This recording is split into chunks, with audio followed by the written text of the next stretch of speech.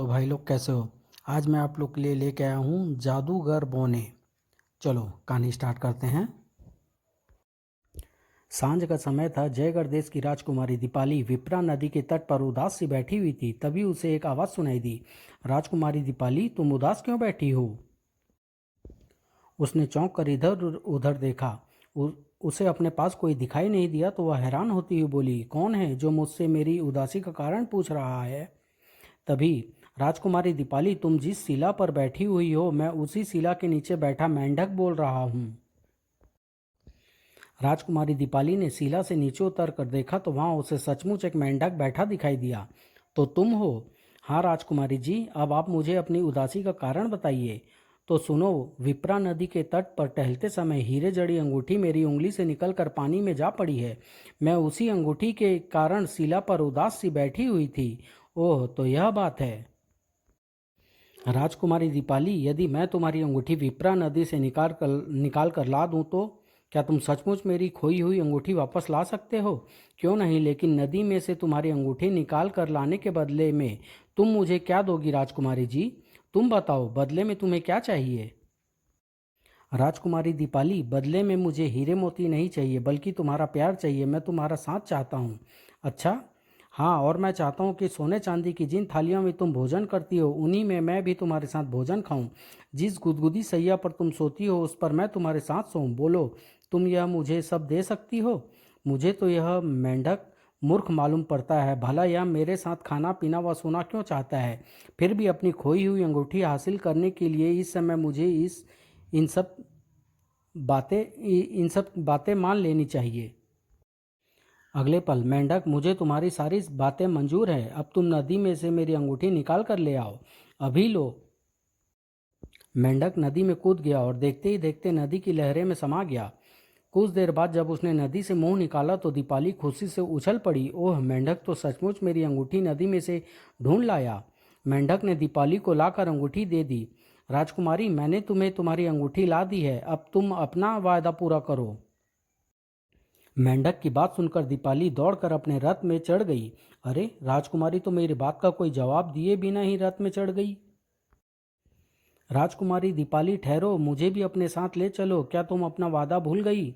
दीपाली ने उसकी पुकार पर कोई ध्यान नहीं दिया और तेजी से रथ को दौड़ाकर वहां से ले गई। मेंढक उदास हो उठा, वह रोने लगा कि तभी वहां से 3 बौने गुजरे। मेंढक भाई, तुम क्यों रो रहे हो? जयगढ़ की राजकुमारी दीपाली मुझे धोखा देकर भाग गई है। उसने मुझसे वादा किया था।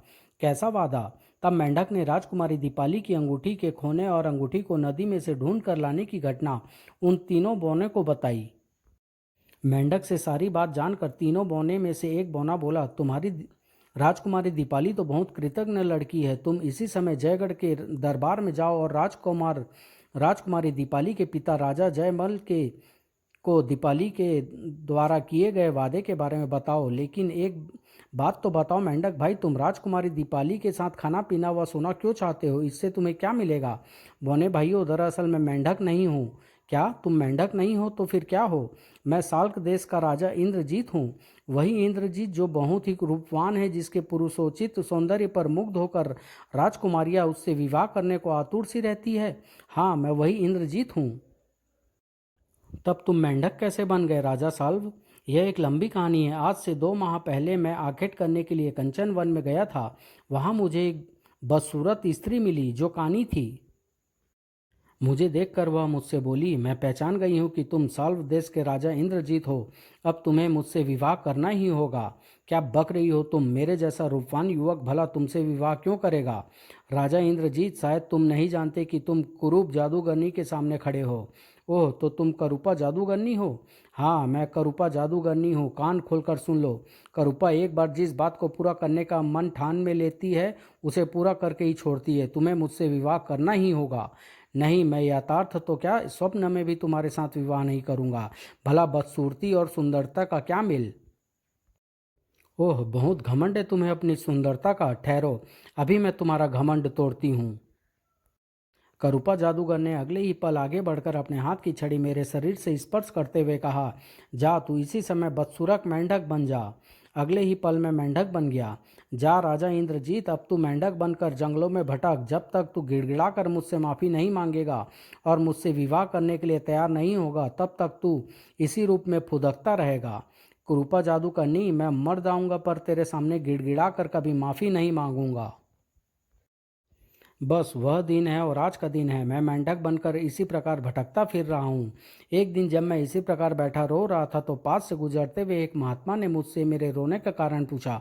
तब मैंने उन्हें सारी बात बताई और मेंढक की योनि से छुटकारा पाने का उपाय पूछा। उन्होंने मुझे बताया, यदि किसी राजकुल की कन्या के साथ तुम एक दिन मेंढक के रूप में खाना खाओ और इसी रूप में उसके शयन कक्ष में सो तो तुम पुरुष योनि में आ सकते हो, अन्यथा नहीं। इसलिए मैंने बदले में राजकुमारी दीपाली से उसके साथ खाने पीने व सोने की इच्छा प्रकट की थी, लेकिन वह मुझे छोड़कर जयगढ़ चली गई। इतना कहकर मेंढक चुप हो गया। तब एक बौने ने उससे कहा, राजा इंद्रजीत, हमें खेद है कि हमारी बहन ने तुम्हारे साथ ऐसा व्यवहार किया। तो क्या राजकुमारी दीपाली तुम तीनों की बहन है? हम राजकुमारी दीपाली के नहीं बल्कि कुरूपा जादूगरनी के भाई हैं क्या? हाँ, कुरूपा की तरह हम तीनों भी जादूगर हैं। कुरूपा अपने जादू से लोगों को सताती थी, इसलिए हम तीनों भाई उससे नाराज रहते थे। एक दिन जब हम कुरूपा को समझा रहे थे कि बिना बात लोगों को सताना अच्छा नहीं है, तो उसने क्रोध में आकर जादू से हम तीनों भाइयों को बौना बना दिया था और नाराज होकर हमें छोड़कर चली गई। लेकिन अब तुम तीनों भाई स्वयं जादूगर हो, तो तुम कुरूपा जादूगरनी के जादू के प्रभाव में कैसे आ गए?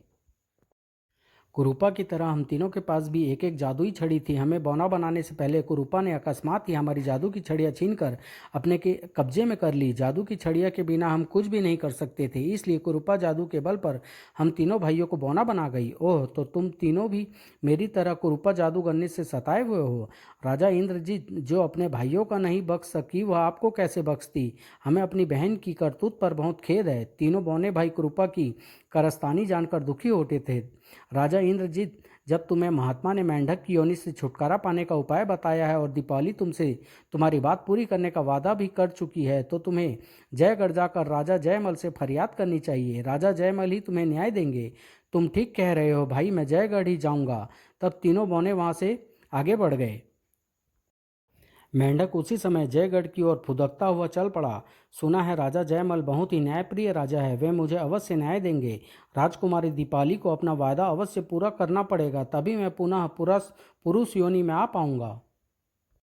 उछलता कूदता मेंढक राजा जयमल के दरबार में आ पहुंचा। महाराज, दुहाई है, मेरा न्याय कीजिए। बड़ी विचित्र स्थिति है, अब तक तो मनुष्य हमारे दरबार में हमसे न्याय मांगने आते रहे हैं, आज एक मेंढक भी न्याय मांगने आया है। राजा जयमल के साथ साथ दरबार में उपस्थित अन्य लोग भी मेंढक को देखकर आश्चर्यचकित थे। महाराज, आपकी चुप्पी का मैं क्या अर्थ लगाऊं? क्या मैं आपके दरबार से निराश ही लौट जाऊंगा? नहीं नहीं, जब तुम न्याय मांगने हमारे दरबार में आ ही गए हो तो तुम्हें न्याय अवश्य मिलेगा। बोलो, तुम्हें क्या कहना है? महाराज, मैं राजकुमारी दीपाली की शिकायत लेकर दरबार में उपस्थित हुआ हूँ। क्या राजकुमारी दीपाली से तुम्हें क्या शिकायत है? महाराज, आज वन में घूमते हुए राजकुमारी दीपाली की उंगली की अंगूठी विप्रा नदी में गिर पड़ी। कहकर मेंढक ने राजा जयमल को सारी बात विस्तार पूर्वक बताई।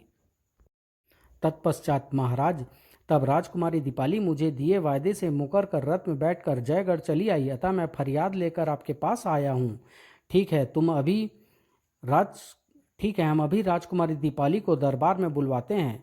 कुछ देर बाद जब राजकुमारी दीपाली ने एक सेवक के साथ दरबार में प्रवेश किया तो वह दरबार में मेंढक को देखकर चौंक पड़ी। ओह, यह तो वही मेंढक है जिसने विप्रा नदी से मेरी अंगूठी निकाली थी। वह यहाँ क्यों आया है? अगले पल, पिताजी महाराज, मेरे लिए क्या आदेश है? राजकुमारी दीपाली, यह मेंढक कह रहा है कि इसने विप्रा नदी से तुम्हारी खोई अंगूठी लाकर तुम्हें दी थी। मेंढक ठीक कह रहा है पिताजी महाराज।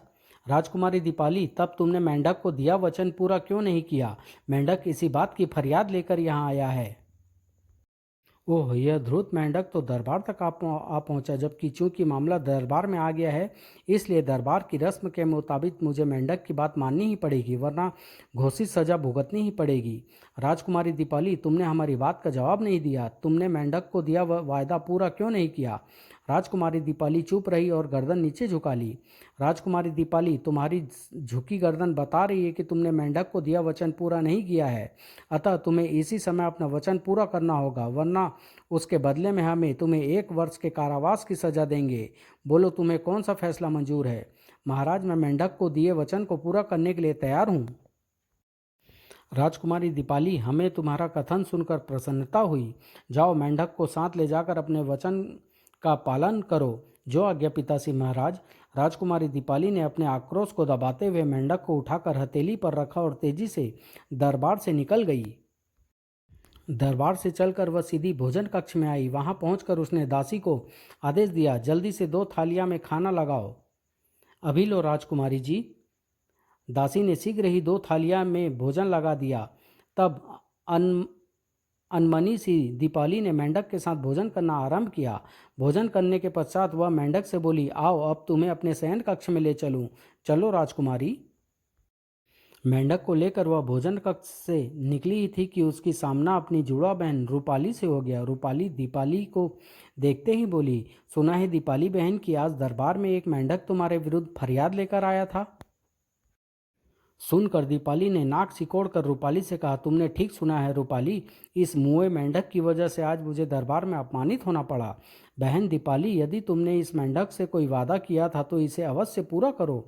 वह तो मैं कर ही रही हूँ बहन, लेकिन तुम्हारी मुख मुद्रा से प्रतीत हो रहा है कि तुम जो कुछ भी कर रही हो खुशी से नहीं कर रही हो। रूपाली, मैं कीचड़ में रहने वाले इस मेंढक से घृणा करती हूँ, पर क्या करूँ, पिताजी महाराज को वचन दे आई हूँ, इसलिए मन मार कर इस मेंढक की शर्तें पूरी कर रही हूँ। इतना कहकर दीपाली आगे बढ़ गई। उसे जाते देखकर रूपाली मन ही मन बुदबुदा उठी, भगवान तुम कब इस नक चढ़ी व तुनक मिजाज दीपाली को अक्ल दोगे।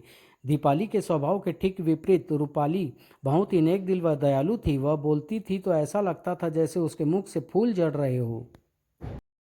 अपने शयन कक्ष में पहुंचकर दीपाली ने क्रोध से मेंढक को शयन सैया पर पटकते हुए कहा, लो सैया पर विश्राम करो। बहुत अरमान था न तुम्हें मेरी सैया पर सोने का। दीपाली का क्रूर व्यवहार देखकर मेंढक दुखी हो उठा। वो उससे कराता हुआ बोला, राजकुमारी दीपाली, तुम मुझसे घृणा तो कर रही हो, लेकिन जानती भी हो आखिर मैं हूँ कौन? कौन हो तुम? तो सुनो, मैं साल्व देश का राजा इंद्रजीत हूँ। हा हा हा, यह मुंह और मसूर की दाल, शर्म नहीं आती साल्व देश के खूबसूरत राजा इंद्रजीत से अपनी तुलना करते हुए? कुएं के मेंढक, ज्यादा बढ़कर मत बोल। राजकुमारी दीपावली, तुम जैसी बद दिमाग व असभ्य राजकुमारी का मैं कोई भी उपकार नहीं लेना चाहता, इसलिए मैं बिना तुम्हारे शयन कक्ष में सोए ही वापस जा रहा हूँ। जाना है तो जाओ, तुम्हें रोकता कौन है? तब मेंढक फुदक कर सैया से उतरा और फुदकता हुआ कक्ष से बाहर निकल गया। शायद मेरे भाग्य में पुनः पुरुष योनि में आना नहीं लिखा है। दूसरी ओर दीपाली सोच रही थी, जान बची लाखों पाए, अच्छा हुआ मेंढक यहाँ से दफा हो गया। मुझे तो उसकी सूरत अपने सामने देखकर उपकाई सी आ रही थी। इधर दुखी होता मेंढक जब जंगल में पहुंचा तो अचानक ही उसके सामने कुरूपा जादूगरनी प्रकट हुई। राजा इंद्रजीत, तुम मेरी इच्छा के विरुद्ध पुरुष योनि में आने के लिए राजगढ़ की राजकुमारी दीपाली के पास गए थे ना? राजा इंद्रजीत, अब भी मेरी बात मान जाओ, इसी में तुम्हारी भलाई है। कुरूपा जादूगरनी, मैं मर कर भी तेरी बात नहीं मानूंगा। अच्छा, बहुत अभिमान है तुझे अपने आप पर। अभी तक तो तू बहुत फुदकता फिरता था, अब मैं तुझे बिल्कुल जब जड़ अवस्था में ही पहुंचा देती हूँ, फिर तू बिल्कुल भी उछल कूद नहीं कर सकेगा। कहकर उसने अपनी जादुई छड़ी मेंढक को स्पर्श करते हुए कहा, जा तू इसी समय लोहे का डिब्बा बन जा। अगले ही पल मेंढक लोहे का डिब्बा बन गया। अब तू निर्जीव होकर इसी जगह पड़ा रहा। कहकर कुरूपा अगले ही पल वहां से अदृश्य हो गई। दूसरी ओर राजकुमारी रूपाली दीपाली से पूछ रही थी, दीपाली, उस मेंढक का क्या हुआ? क्या तुमने उसकी इच्छाएं पूरी की? वह मेंढक तो मेरी बातों से चिढ़कर खुद ही भाग गया, तब भला मैं उसकी इच्छाएं कैसे पूरी करती? दीपाली, मैं जानती हूँ तुमने उस मेंढक को डांटा फटकारा होगा, जिससे वह दुखी होकर चला गया, लेकिन यह तुमने अच्छा नहीं किया बहन। तुम कौन होती हो मुझे शिक्षा देने वाली? दीपाली पाँव पाँव पटकती हुई कक्ष से निकल गई। उसी रात जब राजकुमारी रूपाली गहरी नींद सोई हुई थी तो उसे एक स्वप्न दिखाई दिया। कौन है आप? मैं हूँ मानवता की देवी राजकुमारी रूपाली। तुम मानवता की समर्थक हो, इसलिए मैं तुमसे कुछ कहने आई हूँ। कहो मानवता की देवी, क्या कहना चाहती हो? रूपाली, तुम्हारी बहन दीपाली ने जिस मेंढक को दुत्कार भगा दिया है, दरअसल वह मेंढक नहीं बल्कि साल्व देश का राजा इंद्रजीत है। क्या वे राजा इंद्रजीत थे? लेकिन मानवता की देवी, राजा इंद्रजीत मेंढक कैसे बने? रूपाली, राजा इंद्रजीत को कुरूपा जादूगरनी ने अपने जादू से मेंढक बनाया हुआ है। यह तो राजा इंद्रजीत के साथ बहुत अन्याय हुआ है। मानवता की देवी, मुझे बताओ कि मुझे क्या करना है। रूपाली, कुरूपा जादूगरनी ने इस समय राजा इंद्रजीत को मेंढक के बदले लोहे का डिब्बा बनाकर कंचन वन में एक पेड़ के नीचे डाल रखा है। तुम्हें वहां पहुंचकर राजा इंद्रजीत को कुरूपा जादूगरनी की कैद से छुड़ाना है। लेकिन मैं राजा इंद्रजीत की सहायता कैसे कर सकती हूँ? मेरी बात ध्यान से सुनो रूपाली। जयगढ़ से 20 कोस दूर माया वन है। उस माया में एक झरना है। उस झरने का पानी जादुई है। तुम माया वन जाकर सोने के एक मटके में झरने का जादुई जल भर कर लाओ और उस जल को कंचन वन में पहुंच कर लोहे के डिब्बे के ऊपर डालो। ऐसा करते ही राजा इंद्रजीत लोहे के डिब्बे के स्थान पर अपनी पुरुष योनि में लौट आएंगे। ओह, तब तो मैं उस झरने का जल अवश्य लेने जाऊंगी। मुझे तुमसे ऐसे ही आशा थी रूपाली, इसलिए मैं तुम्हारे स्वप्न में आई थी। मानवता की देवी, संकट में पड़े किसी आदमी की सहायता करना तो मेरा परम कर्तव्य है। रूपाली, राजा इंद्रजीत तुम्हारे होने वाला पति है। यह आप क्या कह रही हैं देवी? हाँ, जो सत्य है मैं वही कह रही हूँ रूपाली। इतना कहकर मानवता की देवी अदृश्य हो गई। तभी रूपाली की नींद खुल गई। यह मैंने कैसा स्वप्न देखा? इस समय तो भौर होने वाली है। सुना है भौर का सपना सच होता है, इसलिए यह सपना सच ही होगा। मैं राजा इंद्रजीत की सहायता अवश्य करूंगी। सुबह होते ही वह अपने पिता राजा जयमल से बोली, पिताजी महाराज, मैं आखेट करने के लिए कंचन वन में जाना चाहती हूँ। राजकुमारी, तुम्हारे आखेट प्रेम से हम अच्छी तरह परिचित हैं। हम यह भी जानते हैं कि तुम सदैव अकेली ही आखेट करने के लिए वन में जाती हो, इसलिए हम तुम्हें आखेट के लिए कंचन वन में जाने से रोकेंगे नहीं। पिता से आज्ञा लेकर रूपाली जयगढ़ से चल पड़ी। सोने का मटका उसके साथ था। सबसे पहले मुझे जादुई जल लेने के लिए माया वन में चलना चाहिए। यह सोचकर वह माया वन की ओर चल दी। चलते चलते ही राजा इंद्रजीत के बारे में ही सोच रही थी। राजा इंद्रजीत जैसा सुदर्शन पुरुष मेरा पति होगा। ओह, मेरे ऐसे भाग्य! मेरे भाग्य पर तो संसार की सारी सुंदरियां ईर्ष्या कर उठेगी। दोपहर होते होते वह माया वन में जा पहुंची। वह रहा झरना। इसी झरने का पानी मुझे सोने के मटके में भरना है। वह झरने के पास जा पहुंची। उसने सोने के मटके में झरने का पानी भरा। अब मुझे उस जादुई पानी को लेकर सीधे कंचन वन में लोहे का डिब्बा बने राजा इंद्रजीत के पास पहुंचना चाहिए। सोने के मटके में झरने का जादुई जल भरकर रूपाली वापस कंचन वन की ओर चल पड़ी। दिन छिपते छिपते वह कंचन वन में जा पहुंची। वन में पहुंचकर जल्दी ही उसने लोहे के डिब्बों को खोज निकाला। ओह, साल्व देश के सुदर्शन राजा इंद्रजीत किस अवस्था में इस निर्जन वन में पड़ा हुआ है। सोचती हुई रूपाली घोड़े से उतरी और झरने का जल जैसे ही लोहे के डिब्बे पर पड़ा, वह राजा इंद्रजीत अपने वास्तविक रूप में आते जा रहे हैं। झरने का पानी तो वाकई करामाती है। अगले ही पल साल्व देश के महाराज को जयगढ़ की राजकुमारी रूपाली प्रणाम करती है। राजकुमारी रूपाली, हमें पुनः जीवन दान देकर तुमने हम पर बहुत उपकार किया है। हम तुम्हारे ऋणी हैं। आज से हमारा यह जीवन तुम्हारा हुआ। हमारी हर सांस पर अब तुम्हारा अधिकार है। राजकुमारी रूपाली, क्या तुम हमारी पत्नी बनना पसंद करोगी? हम तुमसे विवाह करेंगे। लेकिन महाराज, मुझसे विवाह करने के लिए पहले आपको मेरे पिता राजा जयमल से अनुमति लेनी पड़ेगी। तो चलो तुम्हारे पिता के पास चलते हैं। शुभ कार्य में देरी कैसी? चलिए महाराज। राजकुमारी रूपाली और राजा इंद्रजीत घोड़े पर बैठकर जयगढ़ की ओर चल पड़े। अभी वे कुछ ही दूर पहुंचे थे कि क्रोध में फुंकारती हुई कुरूपा जादूगरनी उनके घोड़े के सामने प्रकट हुई। ओह कुरूपा, अब खैर नहीं।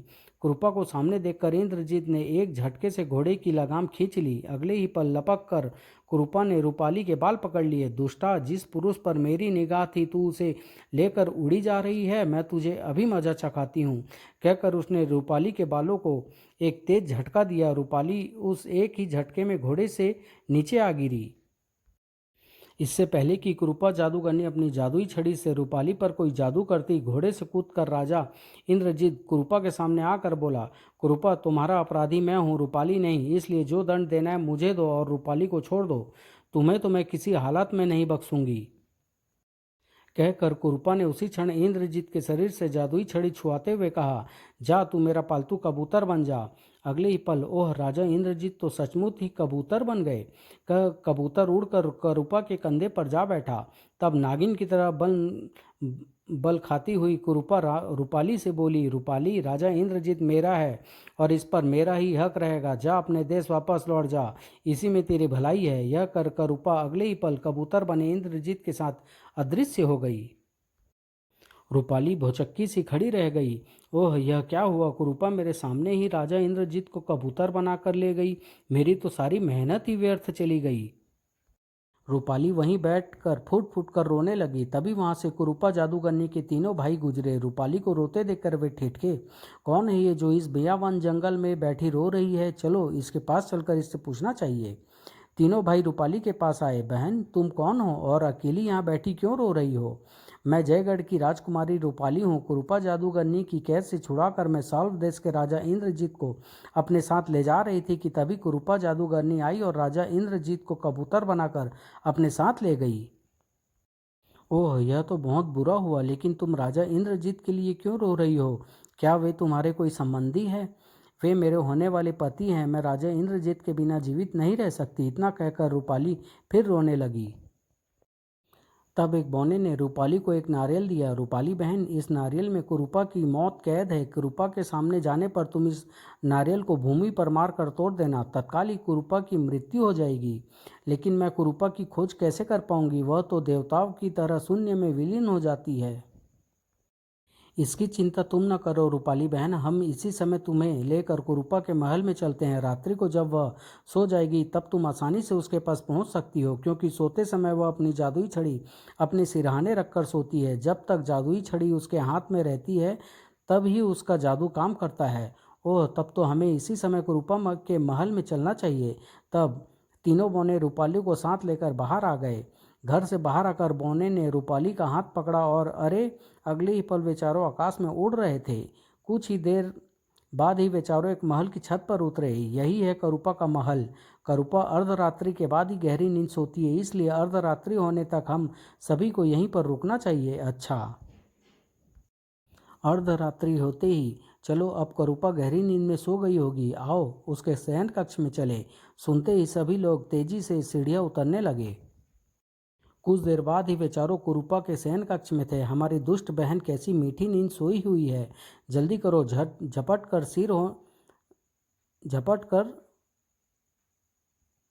सिरहाने रखी कुरूपा की छड़ी उठा लो। तीसरे बौने ने झपट कर कुरूपा की जादुई छड़ी उठा ली। बस अब कुरूपा हमारी मुट्ठी में है। तब बौने ने इशारे पर रूपाली ने आगे बढ़कर कुरूपा के बाल खींच डाले। उठो कुरूपा, उठो, देखो यमदूत तुम्हारे सामने खड़ा है।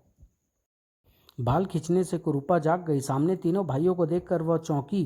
तो तुम यहाँ क्यों आए हो? आज हम तुम्हारा खेल खत्म करने आए हैं कुरूपा। हा हा हा, तुम लोग मुझे क्या मारोगे?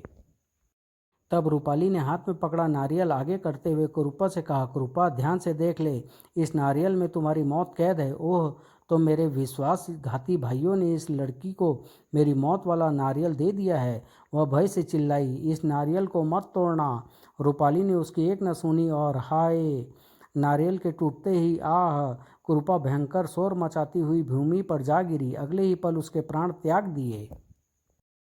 उसे मृत पाकर तीनों भाइयों की आंखों में आंसू आ गए। कुरूपा, यदि तू गलत रास्ते पर ना चली होती तो आज तेरा यह हाल ना होता। तीनों बौनों ने अपनी अपनी जादुई छड़ी महल से ढूंढ ली। अपनी छड़ी के प्रभाव से वह पुनः अपने असली रूप में आ गए। तब कबूतर बने राजा इंद्रजीत को भी उन्होंने जादू की छड़ी से पुरुष योनि में परिवर्तित किया। तत्पश्चात राजकुमारी रूपाली प्रसन्न होकर इंद्रजीत के साथ वापस लौट आई।